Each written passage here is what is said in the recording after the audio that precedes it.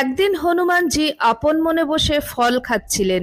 সেই সময় শনিদেব তার সামনে উপস্থিত হলেন এবং বললেন, আমি আপনার শরীরে 7.5 বছরের জন্য প্রবেশ করব। হনুমানজি তখন বললেন যে আমার শরীরে প্রবেশ করে থাকার মতন কোনো স্থান নেই, কারণ আমার মনে প্রাণে শরীরে সমস্ত জায়গায় শুধুমাত্র প্রভু শ্রীরামের বসবাস। এই কথা শুনে শনিদেব অত্যন্ত রেগে গেলেন। হনুমানজিকে বললেন, আপনি হয়তো আমার 7.5 প্রকোপ সম্পর্কে জ্ঞাত নন। আমি 7.5 বছরের মধ্যে 2.5 বছর মানুষের মাথার মধ্যে থেকে তার বুদ্ধিভ্রষ্ট করে তাকে খারাপ ভাবনা চিন্তায় পরিচালিত করি।